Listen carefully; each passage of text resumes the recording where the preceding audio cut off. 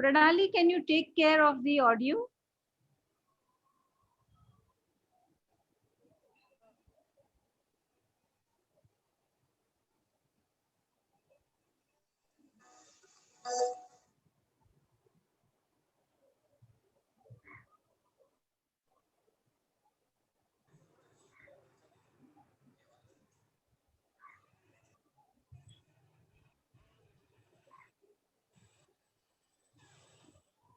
Pranali, can you take care of the audio?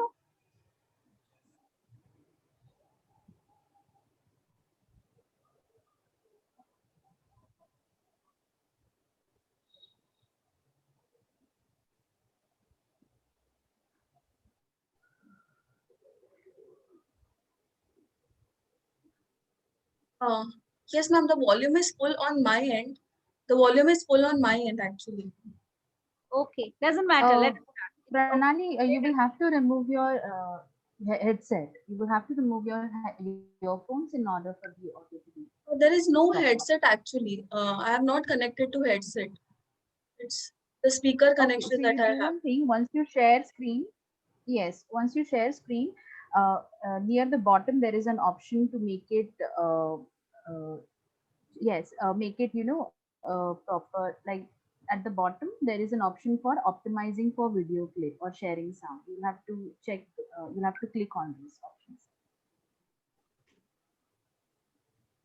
Can you see it? Take care of it when we play it again towards the end. Now let us start. Yes, ma'am. Yes, ma'am.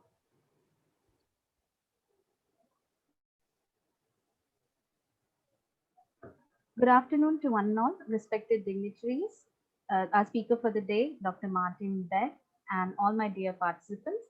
On behalf of the 𝘾𝙝𝙬 Education Trust, 𝙏𝙗𝙬 𝙬𝙙 College of Arts, Science and Commerce Autonomous, I welcome you all to for the day 2 of our 2-day International Transdisciplinary Conference on the Pandemic Turn, challenges, innovations, and opportunities in the new order.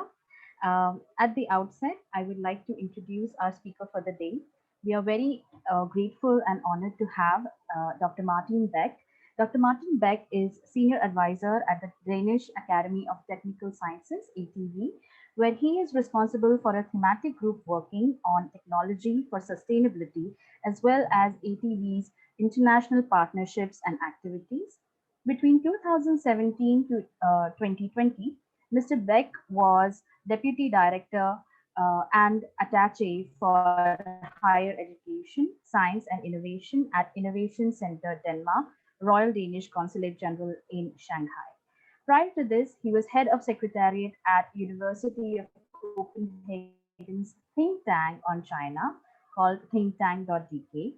Mr. Beck has also worked as program manager at Fudan University's Nordic Center in Shanghai and has held a number of other administrative positions in Danish university sector.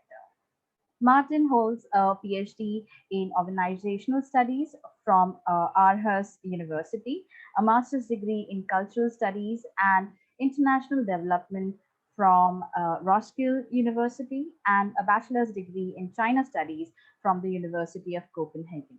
We are indeed very honored and grateful to have Martin Beck as our speaker for the day. Over to you, sir. We are looking forward to hear your talk.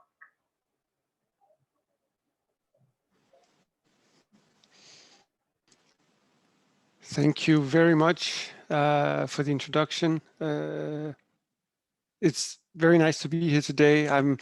It's early morning in Denmark, so we have kids in the house running around getting ready for school, which during these days is, of course, online schooling. So I'm at home, even though you can't see it from my background. But I hope we can be relatively undisturbed for my presentation here. I'm just trying to get this to go to full screen. All right, does it look okay? Yes, sir. Excellent. So first of all, thank you very much for the introduction and for the opportunity to join you here today. Of course, it would be fantastic someday to be able to actually visit Vaze College and give a talk physically there. But that's not possible during the circumstances that we have at the moment. So this will have to do, and in many ways it's fantastic that we can actually meet like this and share ideas. So what I've prepared for today is a presentation around the topic of the pandemic and sustainability. I'll be talking about the pandemic, I'll be talking about sustainability, but I'll also, towards the end, be talking about Denmark's international partnerships in China and in India, particularly with respect to sustainability, but also more broadly.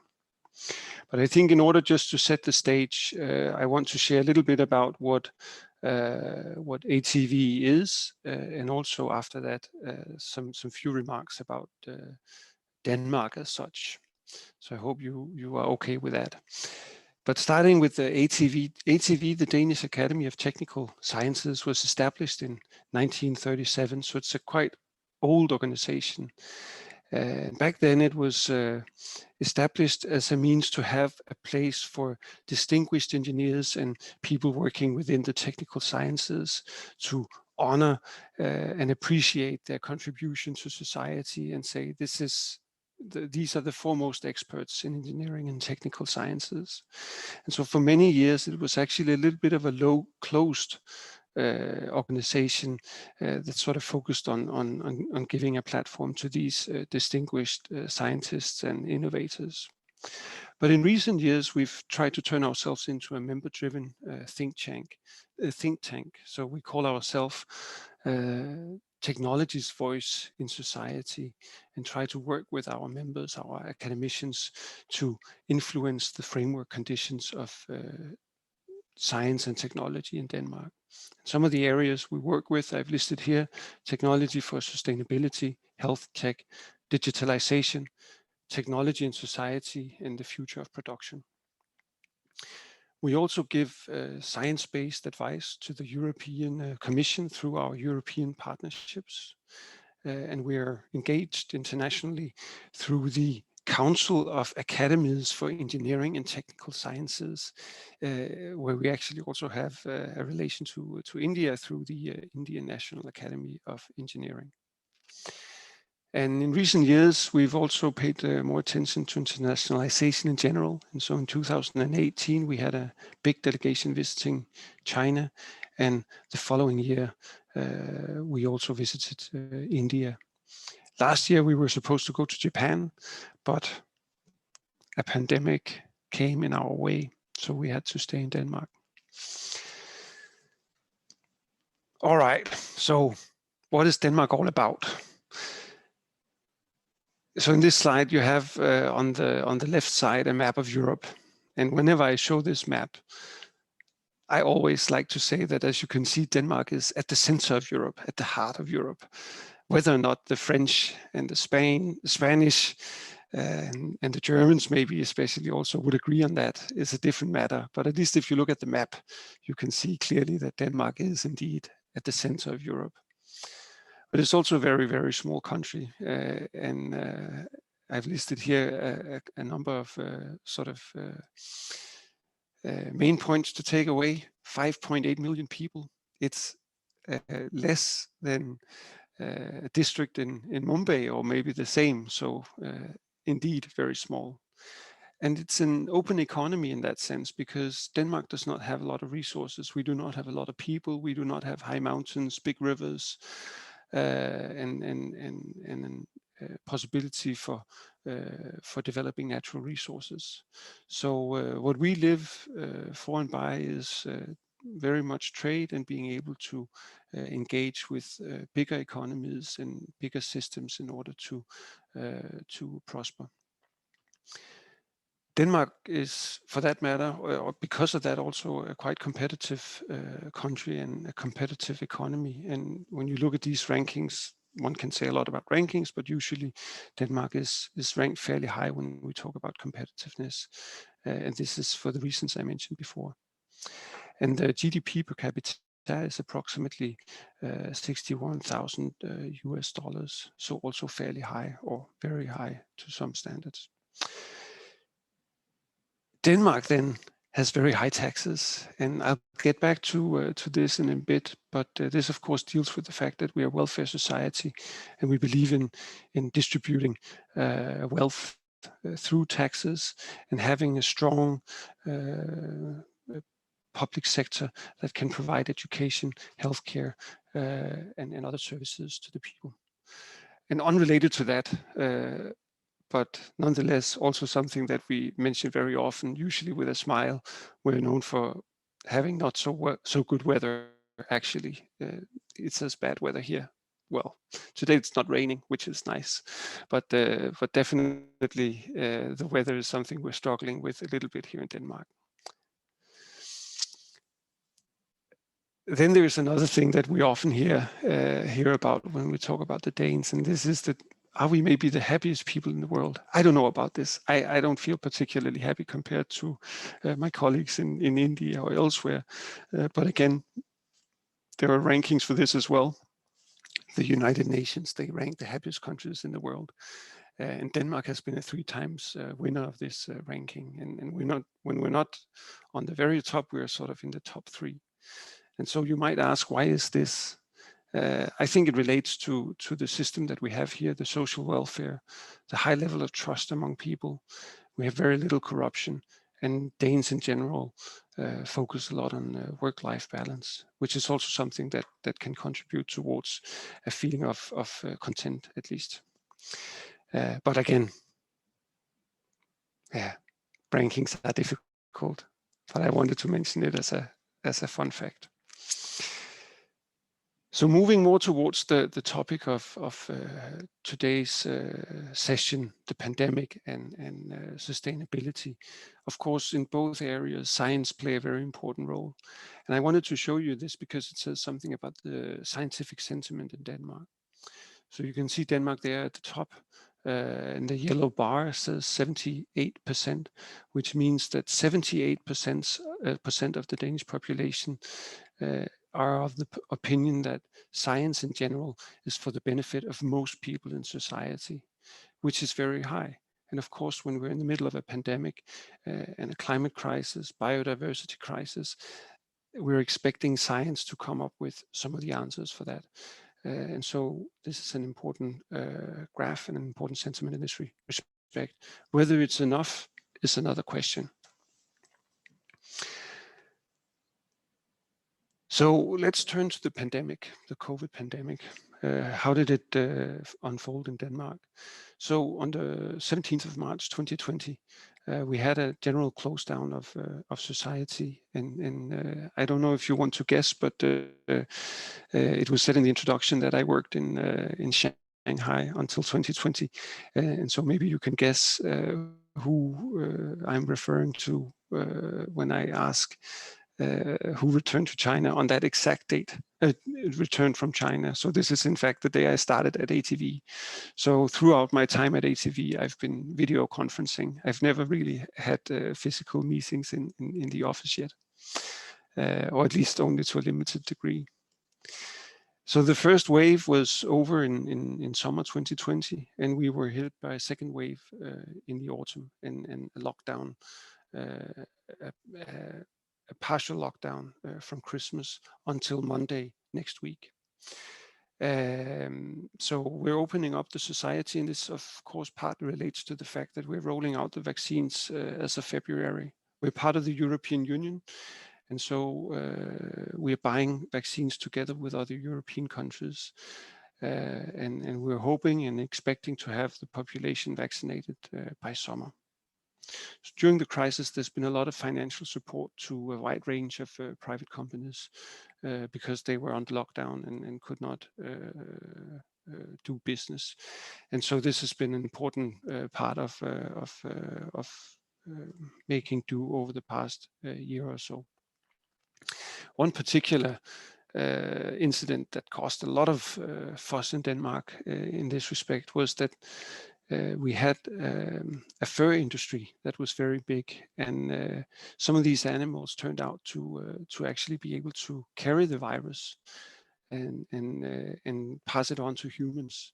And so during the summer, the whole industry, fur industry in Denmark, was actually laid down. All the animals were laid down and destroyed as a means to stop this. And this is one of the most expensive public decisions ever made in Denmark, but simply to prevent the virus from mutating and spreading. So extremely rare case, and something that I hope we'll never experience again. Then, of course, after the pandemic, there's a lot of talk about building back better. And Denmark is a case of trying to do this, at least. While the pandemic has been unfolding, our politicians have also decided to initiate a process to ensure a 70% reduction in CO2 by 2030.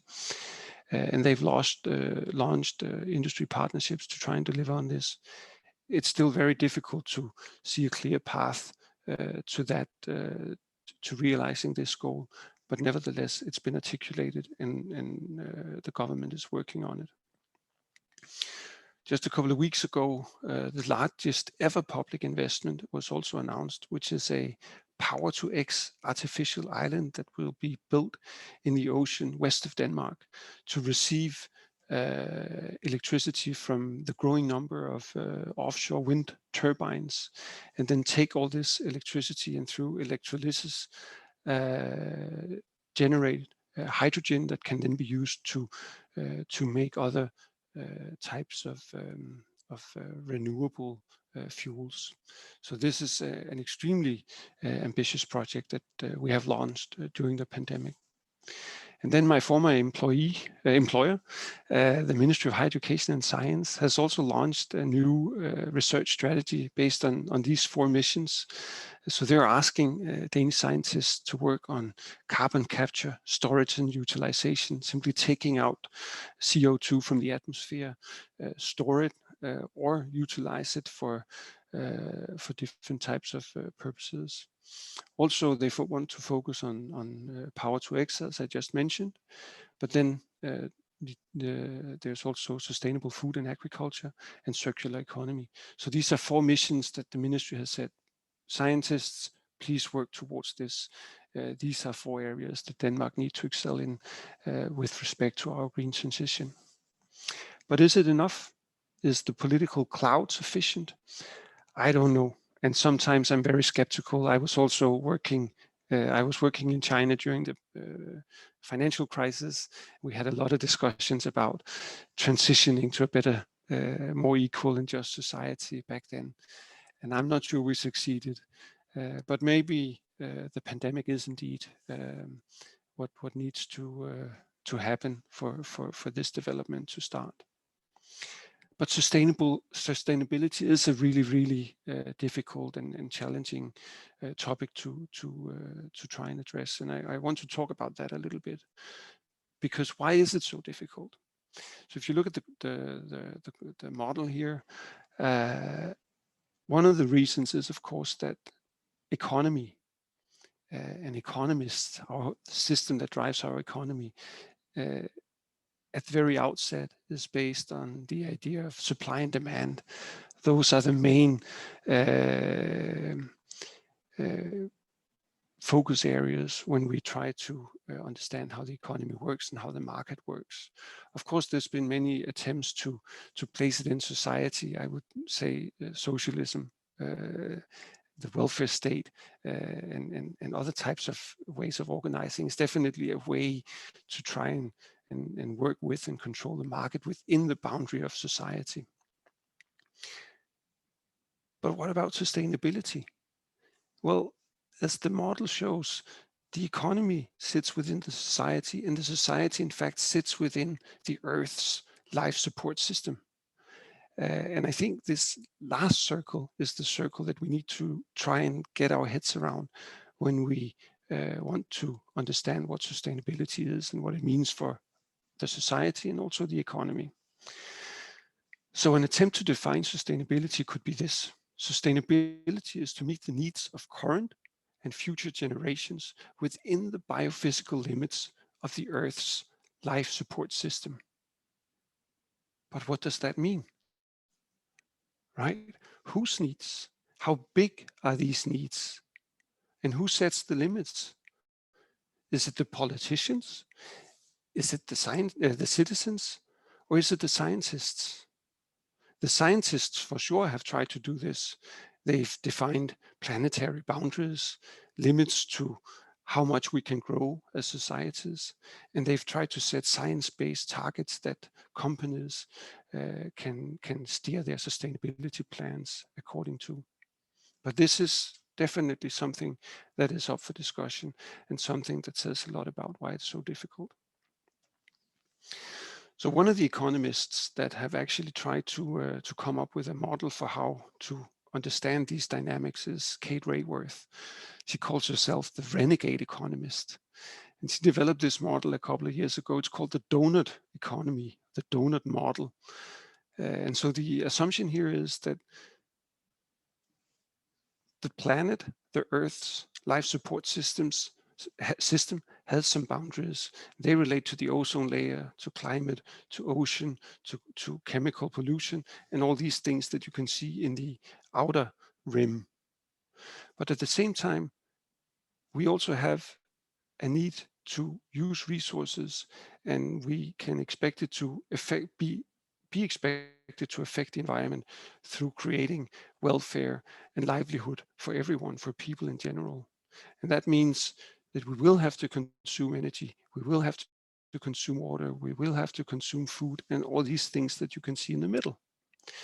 And so her argument is that the task that lies ahead of us is to be within this green circle in the middle, the safe and just space for humanity, which is below the ecological ceiling, but above the social foundation. And I think this is a model that has actually already caught a lot of attention. A city like Amsterdam in the Netherlands are trying to use this as a way to develop the city going forward. And Copenhagen here in Denmark has also tried to do the same. Of course, there's also the Sustainable Development Goals. I'm sure that you've seen this slide before. I think this is an opportunity again to address sustainability in different ways. But what we see, at least in Denmark, and I think also in other contexts, is that countries, they tend to focus on individual goals and say, let's be very good at innovation and infrastructure. Let's be very good at jobs and economic growth, for instance. But doing some things within one goal can affect the framework conditions for other goals. One example of this is if you focus on goal number 6 and you want to make available clean water and sanitation, that might require that you dig deeper into the ground in order to obtain groundwater. But doing that can have an effect on the life of land, goal number 15, because you drain the water from the ground. And so you have an effect also on agriculture, and hence on agriculture's ability to produce food. And then you affect goal number 2, hunger, and goal number 1, poverty, and potentially also goal number 3, health. So it's very complex, and we're not very good at understanding how these goals interact. And this is something that we in 𝙏𝙗𝙬 are trying to understand better at the moment. Then some people have been arguing that the SDGs, are they in fact a model of a Nordic welfare state? Some people are saying this. And I guess if you take this ranking from 2020, the SDG index score, well, you could actually argue that that might be the case. You can see Sweden on top, Denmark number 2, Finland, our neighbor, also number 3, and Norway is number 6. Yeah, makes you wonder. But then there's this one, Country Overshoot Day. I'm not sure if you're familiar with this, so I'll just give you a brief introduction. This is actually an initiative that tries to show if we if everyone used the same resources as they do in different countries, when would the resources of the Earth be depleted on an annual basis? And here you can see that if everyone lived as they do in Qatar, the Earth's resources for that particular year would be depleted already on February 11th. So that's very early. But then Denmark is not doing a lot better. We are March 29. So this is simply just to say that while we might be scoring well on the SDGs, Denmark as a country and the Danes as a people are using way too much resources. And if everyone were living like we do in Denmark, we would need basically 4 Earths to support our livelihood. And so we really need to use this as a means to develop more circular business models and reusing the resources and so on and so forth. So the link between pandemic and sustainability. This is a slide that's very often used as a means to try and articulate the importance of the sustainability crisis that we're facing, the biodiversity crisis we're facing. What you can see here is that the amount of carbon dioxides in the atmosphere, methane, marine fish capture, shrimp aquaculture, and so on and so forth. These graphs have been rising exponentially since the 1950s. And so we're saying that this is actually called the Great Acceleration. And it's caused by, of course, the growing number of people on the planet, but also the growing prosperity of people. So we're demanding more and we're affecting the environment more, and we're spending more resources. And in fact, not just spending more resources, but spending more at an exponentially increasing rate. And this is what this slide shows.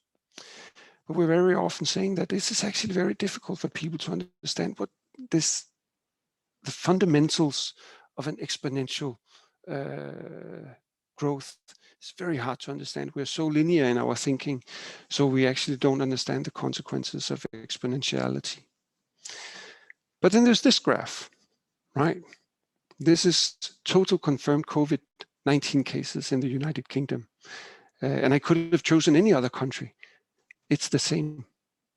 And so the point I want to make here is that, at least in Denmark, over the past year, we've been talking about exponentiality again and again and again because of the COVID-19 crisis. We've had experts, professors, politicians explaining to us what exponentiality means and why it's so important to prevent it from happening. And so I'm thinking that there is actually a possibility here to go from this new realization, this new understanding that we have of exponentiality because of the COVID-19 cases,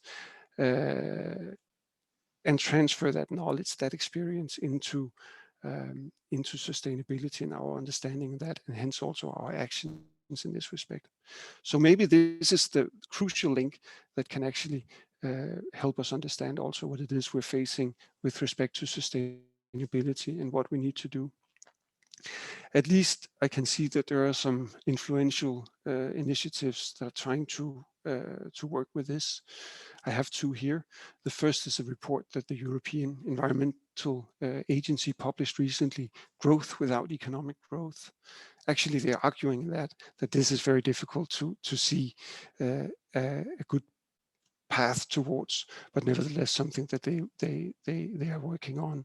And just this week, actually, earlier this week, the 𝙏𝙗𝙬 review was published. Professor 𝙏𝙗𝙬 of Cambridge University was tasked by the British government to try and work biodiversity into the economic models. And then he published a 600-page report on this that I would recommend that you look into if you're interested in this. And maybe we can discuss topics like this in the Q&A sessions afterwards. Is there such a thing as absolute sustainability? What does that indeed mean? And what is the role of technology innovation versus regulation and human behavior? So I'm a little bit conscious of the time now, so I'm just going to speed up a little bit and go through these last couple of slides. So Denmark's collaboration with China. We've had 70 years of diplomatic relations. And during the last 12 years, this diplomatic relationship has actually turned into an economic diplomacy under the Comprehensive Strategic Partnership Agreement, which was signed in 2008. So that outlines government-to-government collaboration within areas such as district heating, approval of new drugs, smart cities, groundwater, and renewable energy. So you can see that there's a very big emphasis on sustainability here. But the agreement is up for renegotiation this year. And so this is year one. And I hope actually that the new agreement that will be made between Denmark and China will be inspired by our relationship with India. So you can see this in the following slide. But the ATV, as I mentioned, was also in China in 2018. And we had some recommendations and observations based on that trip. And I just outlined them here. I think the two things that I want to highlight is that AI is a growth engine in China. They emphasize a lot on developing these new enabling technologies, whether it's for commercial businesses or for understanding developments in society or specific sectors of the economy. Artificial intelligence is very much on the radar in China as it is elsewhere, but they're really investing a lot. And when I say they're investing a lot, I of course mean the state. And so this is the second point I want to emphasize, that in China, the state is really driving innovation. These are just some of the observations that ATV had when visiting China. So I want to turn also to India. We've also had 70 years of diplomatic relations with India. Actually, the agreement was signed a little bit earlier with India than with China. So I'm happy about that, of course. But with India, we haven't had as many agreements as we have had with China. But last year, Prime Minister Modi and the Danish Prime Minister 𝘍𝙗𝙗, they signed this Green Strategic Partnership, which focuses on energy and water, IPR, and urban development. And Modi actually prior to that also had a meeting with the previous Danish Prime Minister, Mr. Lars Løkke Rasmussen. And on that occasion, he said, as it says here, Denmark has the skills, India has the scale, and the world has the need for new technologies. Therefore, I encourage India and Denmark to establish a research platform where solutions could be found to global issues of concern, such as food security, water management, climate change, and sustainable development. And of course, you can see that his points here are exactly reflected in the Green Strategic Partnership above.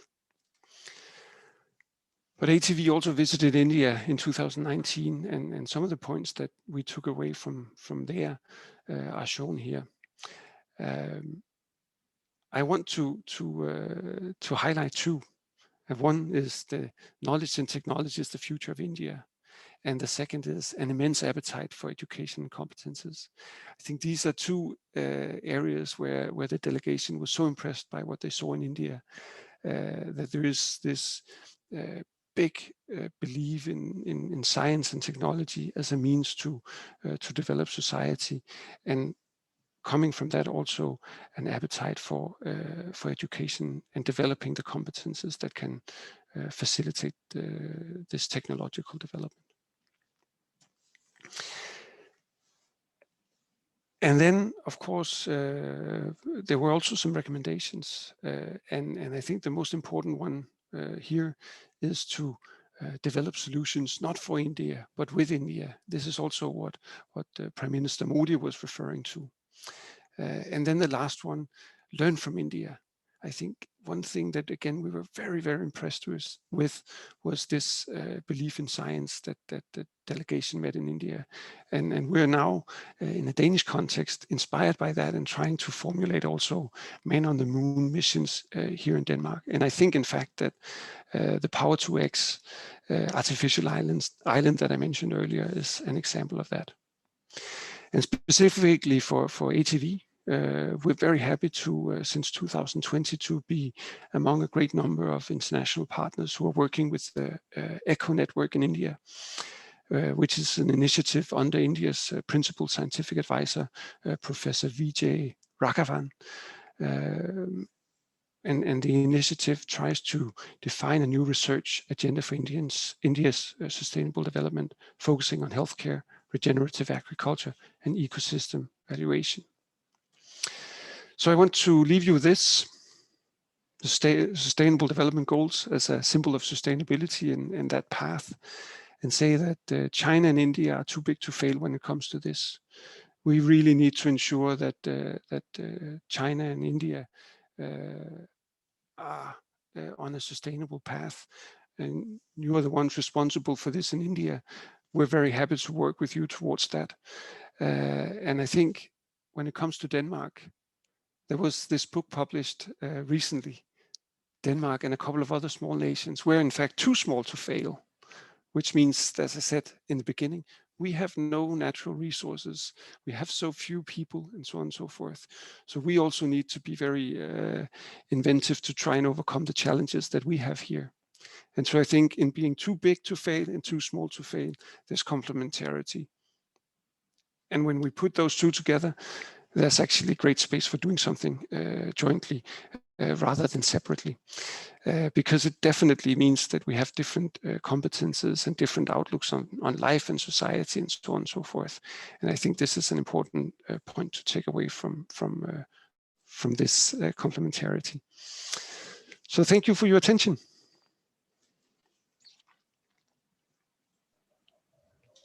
Thank you so much, sir, for such an insightful presentation and talk on the importance of sustainability, which has been amplified because of the current pandemic. And we are really very, we really admire the efforts and measures that ATV has taken, and we are very grateful that you have explained all of them in such minute details that even a lay person like me could understand. So thank you very much, Martin, sir. I would now request Dr. 𝙤𝙤𝙬𝙀 to kindly host the Q&A session. Over to you, Shruti, now. Thank you, Harshana. Thank you, sir, for such an intriguing explanation on the need for sustainability after pandemic. So I'm pretty sure our students are truly inspired, and they have understood what you have basically tried to explain. So we have a few questions already laid down by the students in the chat box. I will read out the first question. Sustainable development of a country is largely affected by its population. Considering the massive difference of population between India and Denmark, how would the course of both the countries to attain sustainability differ?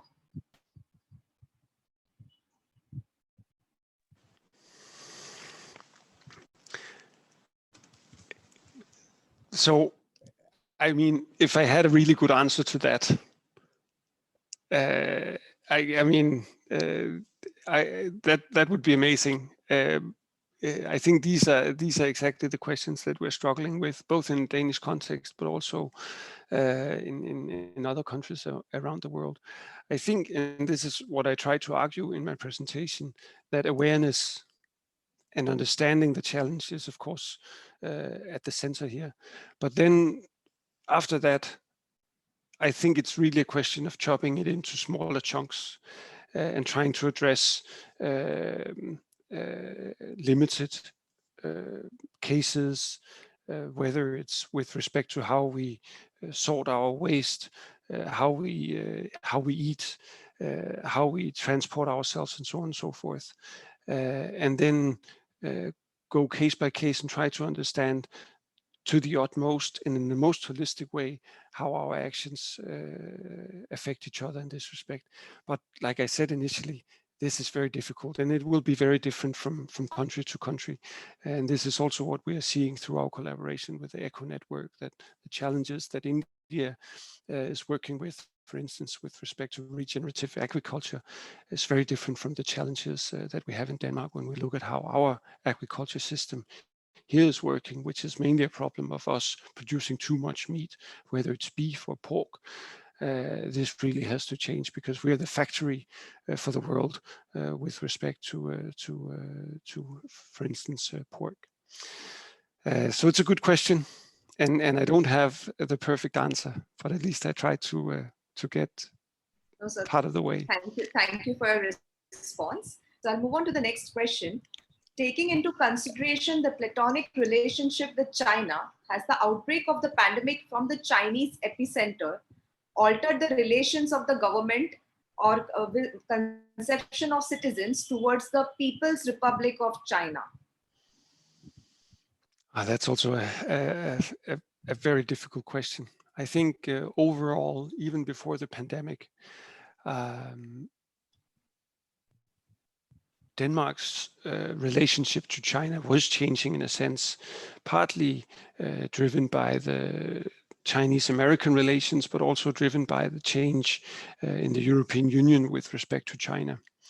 Now seeing China as a partner, but also a systemic challenge and a rival. So things were changing already, and they are still changing, and we're finding a way to come to terms with the fact that we need to work with China. We want to work with China, especially when we talk sustainability. As I said, this is an area where we can easily collaborate and should collaborate, must collaborate. But there are also strong voices in Denmark and in Europe saying that there are other areas where we cannot collaborate with China. For instance, I mentioned artificial intelligence earlier. It's an area that's an enabling technology that can also enable some of the aspects of Chinese society that the European Union is critical towards at the moment. And so it's changing, but it hasn't settled into a set form yet. One thing I want to mention, though, is that the WHO, the World Health Organization, they sent a team to China over the past month, and this week they published their preliminary findings, and were actually arguing that maybe the coronavirus did not develop in Wuhan. Wuhan was the first place of the big outbreak, but Wuhan was not the place that actually introduced the virus as such. It could come from other places outside of China. And this will also affect, of course, or could potentially affect relations going forward. So this is just to say that this is very difficult. Also just trying to understand and come to grips with how the virus developed and how that will affect international relations. Yes, sir. Thank you. We'll move on to the next question. What are the ecological implications of pandemic on sustainability of Denmark?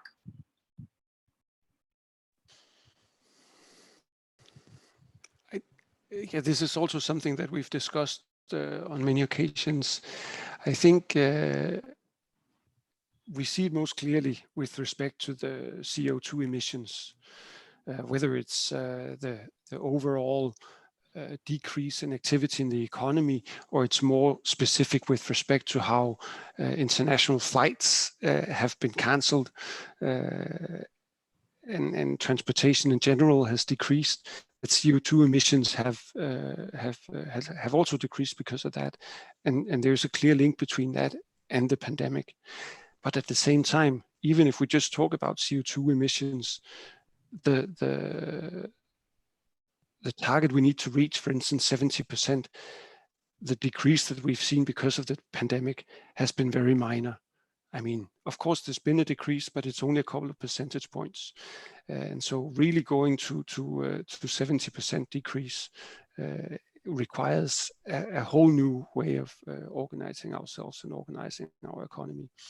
And so even though the pandemic has had, you could say, a direct effect on climate and hence sustainability, it's too little, and a lot more needs to be done.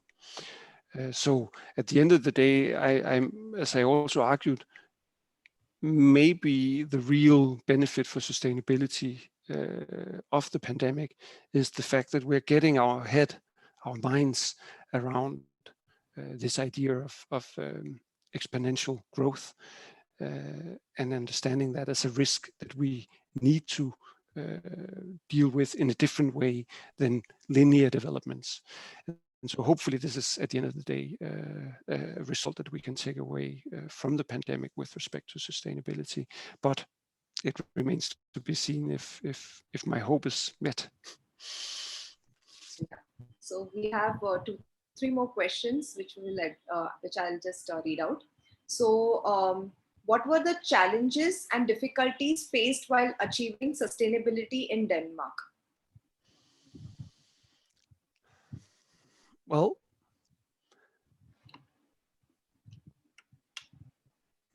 so whether or not we've achieved sustainability, I would definitely say is a big question. When it comes to CO2, definitely not. But at the same time, Danish companies and Danish society in general, though, as I also showed, we're using way too much resources, we have a high level of sustainability awareness. The problem is more that some of the activities that we're engaging in as people, as country, as companies, we really didn't connect them to sustainability. One example of that is that Denmark actually burns quite a lot of biofuel in our electricity plants. Biofuels being trees from Denmark, from Europe, and also from further away from Brazil, and so on and so forth.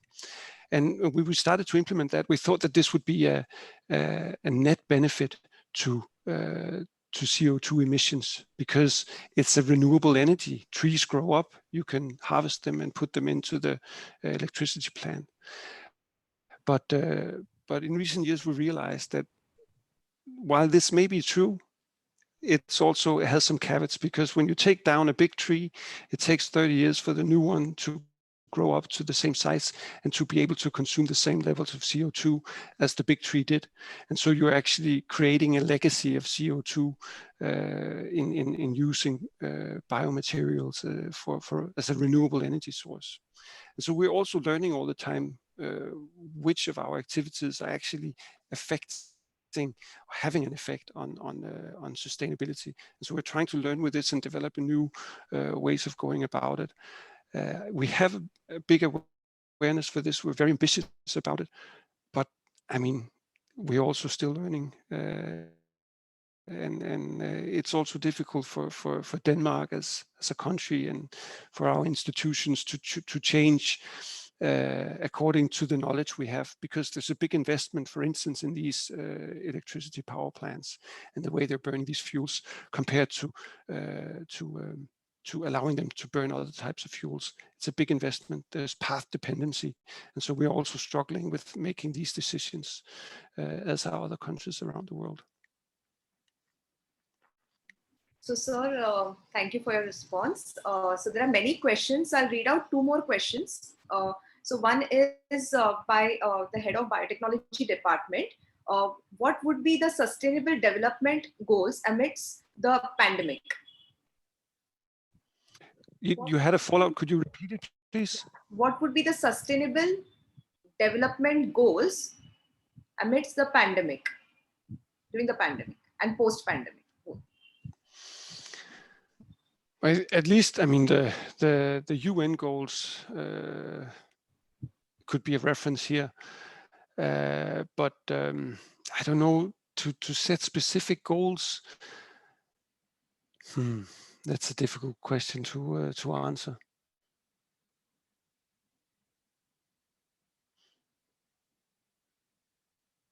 I think at least if we talk about Denmark, we've talked a lot about habits. We've talked a lot about using the economy in a complete different way during the pandemic. As a country, as a nation, we've taken up loans to a degree that we've never seen before to finance both the financial support packages to the companies, but also to establish the testing facility to buy the drugs. And I mentioned this �㗱 incident also, to finance that incredible expenses that have been paid. So even though our current Prime Minister has not been in office for more than 1.5 years already, we are saying that she's probably the most expensive Prime Minister that we've ever had in Denmark. So maybe this is not a specific goal as such, but maybe a goal during the pandemic and post the pandemic could be to try and see if we can actually use the economy in a different way, the national economy in a different way, to try and make some of these decisions that are necessary in order to move forward with sustainability, not just make the decisions, but make the investments. So maybe that could be a goal that is in some way similar during the crisis, or at least we're using the crisis to formulate a goal for how to use the experiences of the crisis after the COVID crisis has been overcome. So the next question, I think 2 students have asked the same question. How would the sustainability development goals differ for developed and developing nations? So that's the question. Sure. Yeah, that's a really, really good question. And it's, I mean, the assumption behind that question is absolutely true, right? If you look at the 17 goals and compare a country like Denmark to countries on the African continent or in Asia or South America, we are challenged on different goals. Denmark is not challenged on poverty. We're not challenged on hunger. But we're challenged on climate. We're challenged on biodiversity, land use. We're challenged on life in the ocean. Whereas other countries are challenged much more on gender equality, for instance, or hunger, as I mentioned, or poverty. And I mean, it's actually, there are different organizations that have made maps to try and show these differences, and I definitely recommend looking those up, because they really present a very clear image of how different countries with their different framework conditions relate to the specific goals, and how you can really see that it's definitely not a one size fits all. And ultimately, I think this is also the challenge of the UN goals, that it's something that everyone had to agree upon, but we have so different conditions. And so the way we actually relate to the goals are also very different. In Denmark, we've had a big exercise actually formulating our own set of indicators as to how we are scoring on the different goals. And those indicators are very different from what they would be in other countries, and also very different from the overall indicators. Thanks. So 2 more questions, and then we'll start with the concluding session. So one question is about Denmark having a monarchy. What kind of advices are being provided by them in order to reduce fear and panic? Yeah.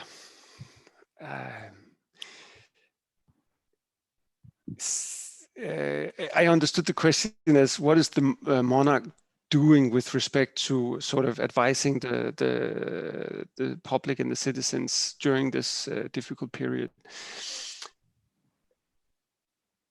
I can think of 2 instances normally. So the situation with the monarchy in Denmark is that in reality, they do not have any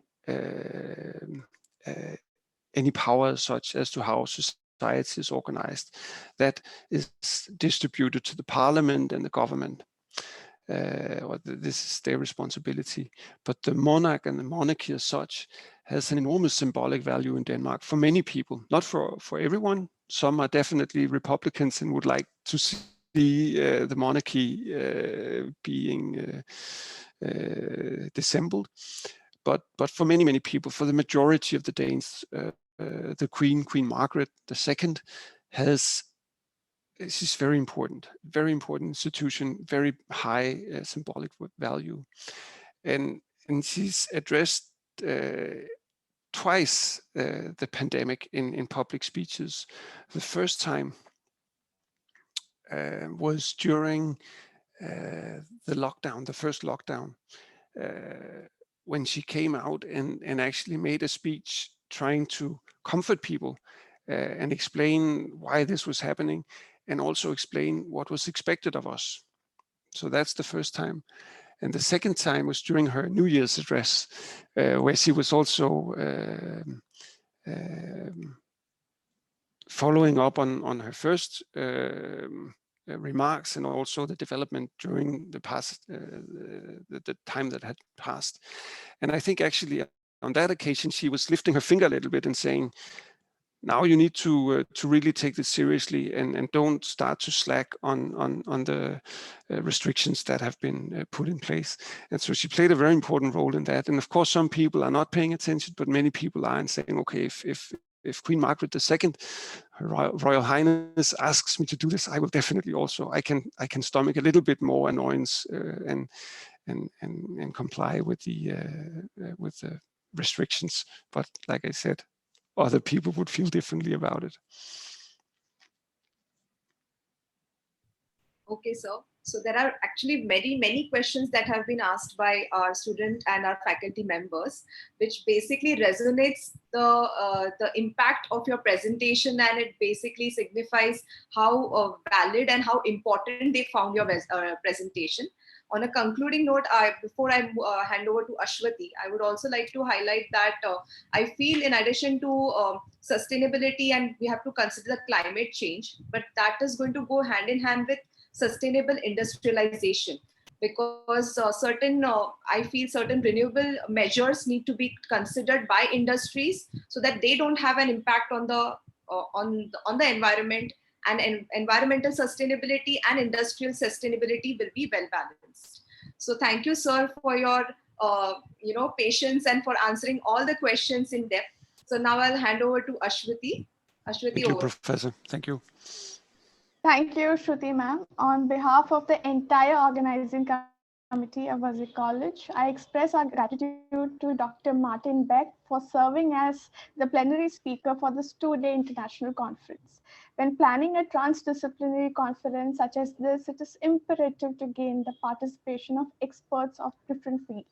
Your willingness to share your time and expertise in the area of green diplomacy and sustainability was critical to the success of this event. We sincerely hope someday we will get to hear you in person, sir. And I also thank all the attendees present here today, faculty members, teachers, for asking all the insightful questions. I also take this moment to thank our event partners, the Indian Oil Corporation, Bank of Maharashtra, Khemka family, to whom we owe the smooth functioning of this event. With the permission of the convener of the conference, Professor Vice Principal, Professor Dr. Preeta Nilesh, I'd like to conclude this session. Thank you so much, everyone. Thank you, everyone, for attending, for being here. And thank you, Martin, especially for accepting this invitation and being with us. It was real great learning for everyone. And I am going to share your email ID with our students so that, if there is something that they would like to get in touch with you, you can definitely help them in this. Thank you very much. Thank you. You can stop the recording so that we can get in a little informal.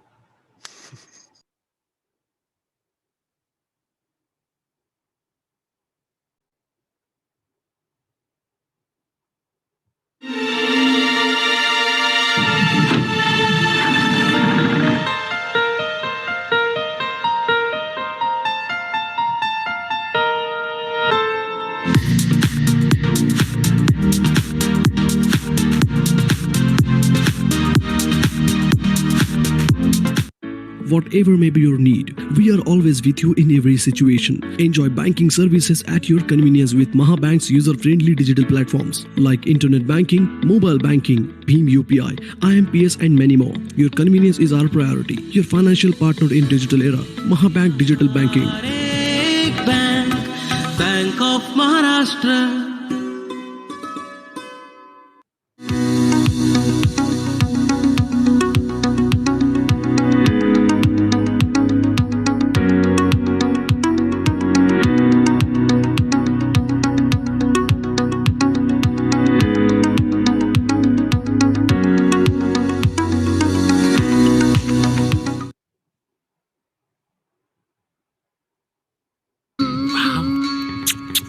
ये side से थोड़े छोटे कर दे जल्दी. ये वाला sir? क्या ये? सर ये साइड से? नहीं नोज पियर्सिंग यहाँ पे. परफेक्ट हो जाएगा ma'am.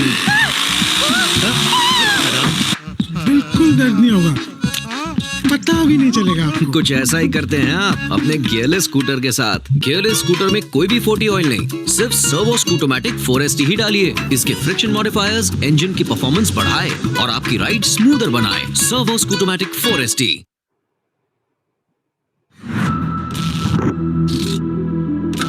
Today I am on 100 and tomorrow I start from 0.